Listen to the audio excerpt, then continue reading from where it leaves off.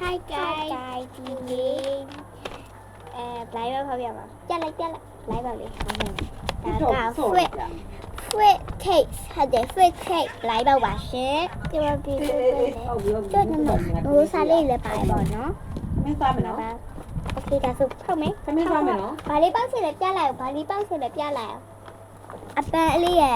ခရဲလေးရပေါင်းချင်ပန်းလေးရခရဲလေးရပေါင်းချင်အဲ့လက်ခုတည်းတစ်ခုပေါ့အဲ့ခုရတစ်ခုပေါ့ရပြီโอเคမမပြမယ်မမအပြာလေးရအပန်းရရဒါပေမဲ့အပြာကိုပေါက်ချင်တယ်အပြာလေးရအပန်းလေးခရဲလေးပေါက်ချင်တယ်ဒါပေမဲ့အပြာကိုပေါက်ချင်တယ်အကောပေါက်ချင်တယ်လာစီခွက်လည်းပေါက်ချင်တယ်စီခွက်တိတ်မဒီခွက်တော့တိတ်လို့မကြိုက်တိတ်ပြီးတော့ကြောင်မကြိုက်ဘူးဟာခရဲလေးတူပိုပေါက်ချင်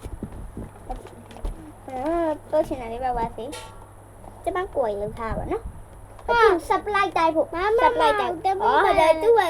အဲ့ဟာရှောင်းသွားလို့ဟောဒါဆက်အဲ့ဟာအဲ့လိုโอเคไปรีบไปแล้วไปตีดิเอาไปรีบไปแล้วไปตีดิวะเนี่ยโอเคเป่าดิอ่ะเพสปาပြလိုက်တယ်လေเพสปาအနောက်ကလေးကိုပြလိုက်ခဏလေးပြအိုးချစ်ပြလေးပေါ့နော်သူပေါက်လိုက်တာပါဖေးဖော်လေးကတော့